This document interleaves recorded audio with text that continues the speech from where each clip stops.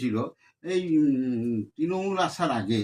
সেই কোম্পানিগুলো সারদা, নারদা, রোজভ্যালি, সানমার, তারপরে বেসিল, এই বহু রকম কোম্পানি হয়েছিল। তার যে কোটি কোটি টাকা, সেই কোটি কোটি টাকাটার কেউ কিন্তু হদিশ করলো না। এইটা আমার একটা দেখলাম, সেই কোটি কোটি টাকাটা কোথায় গেল। এবং সেই টাকাটা তো নিশ্চয়ই সেই যে সরকার সেই সময় থাকবে তার ঘরেই থাকবে।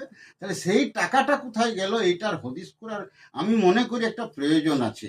তো টাকাটা বেরোলে কি হবে না, মানুষ যে কত কষ্ট করে, কেউ হয়তো 4 লাখ টাকা পেয়েছে, কেউ টাকা বাড়বে তাড়াতাড়ি, এতে আমার চলবে কি করে, তাহলে 4 লাখ টাকাটা আমি এখানে রেখে দিই। এইভাবে টাকাগুলো যে রেখেছে সেইগুলো কি সুন্দর হড়পিয়ে নিল। আবার সেই হড়পিয়ে নিয়ে পরে সেইগুলো আবার জেল খাটলো, সেইগুলো আবার পার্টি করছে।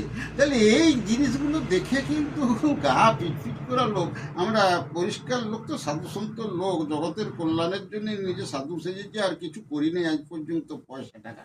তাহলে সেইগুলো যে এইগুলো করে মানুষের কত ক্ষতি করলো, আর ক্ষতি হচ্ছে, আর সেই টাকাটাই বা গেল কোথায়, সেটা কিন্তু আর কেউ কিছু যদি না বলে, তাহলে কিন্তু বলবো সেটাও ঠিক হবে নেই। সেটাকে অবশ্য বার করা দরকার, খোঁজা দরকার। আর কার ঘরে কত টাকা আছে, কত কোটি টাকার এক একজন মালিক, সেইগুলো বার করে করে জগতের সবার কাজে যেন লাগে, আমাদের দেশের কাজে যেন লাগে, রাজ্যের যেন কলকারখানাতে কাজে লাগে। সেইটা আমার ব্যক্তিগত একটা কথা বললাম এতক্ষণে, যে এটা আমার দরকার, এটা আমার ইচ্ছা, যেন সেইভাবে